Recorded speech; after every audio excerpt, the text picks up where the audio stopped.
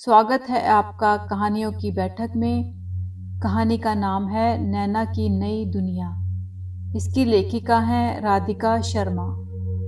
गांव के एक कोने में बसा था एक पुराना शांत सा घर।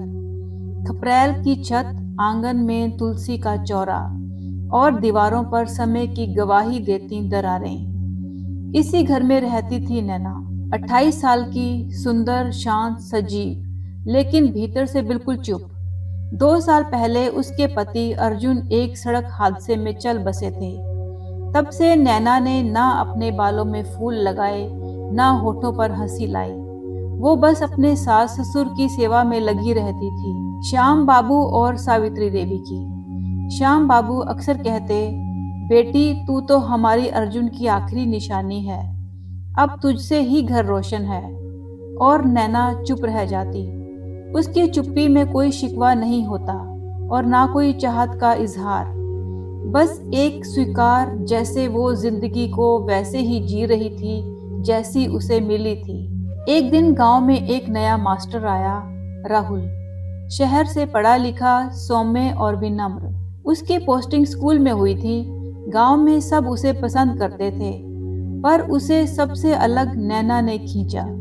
उसकी आंखों में कुछ ऐसा था, ठहरा हुआ, गहरा और अधूरा। राहुल जब पहली बार स्कूल के पास के कुएं से पानी पीने गया, तब नैना वहां बच्चों को पानी पिला रही थी। दोनों की नजरें मिली और कुछ देर को वक्त थम गया। राहुल ने सिर झुकाया, मुस्कुराया और चला गया। पर उस दिन से उसका मन अक्सर उस आंगन की ओर भटकता जहां नैना तुलसी को जल देती थी। राहुल अक्सर किसी न किसी बहाने नैना के घर आता, कभी बच्चों की किताब लेकर, कभी गांव की बैठक की बात लेकर। सास ससुर भी उसे पसंद करने लगे थे और धीरे धीरे राहुल ने खुद को नैना के करीब पाया, लेकिन वह कभी कुछ कह नहीं पाया। उसे नैना की आंखों में भी कुछ महसूस होता था, एक अपनापन, एक मौन स्वीकार, लेकिन आवाज कभी ना बनी। एक दिन सावित्री देवी ने नैना को आंगन में बैठाकर पूछा, बेटी तू कब तक यूं अकेली रहेगी? हमें अर्जुन की कसम है, पर हमें तेरी भी तो चिंता है। जिंदगी बाकी है और तू अभी बहुत छोटी है। नैना की आंखें भर आईं, लेकिन उसने कुछ नहीं कहा। उधर राहुल ने श्याम बाबू से हिम्मत करके बात की। मैं जानता हूँ नैना एक विधवा है, पर मेरे लिए वो सिर्फ नैना है, एक ऐसी लड़की जिसका मैं सम्मान करता हूँ, जिसे मैं समझता हूँ और जिसका मैं पूरी जिंदगी साथ देना चाहता हूँ, अगर आप इजाजत दें। श्याम बाबू चुप हो गए। सावित्री देवी ने भी कुछ नहीं कहा। पर उसी रात नैना को पास बैठाकर श्याम बाबू ने कहा, बेटी तूने हमारे लिए बहुत कुछ किया। अर्जुन चला गया, पर तू हमारे साथ खड़ी रही। अब वक्त है कि तू खुद के लिए कुछ सोचे।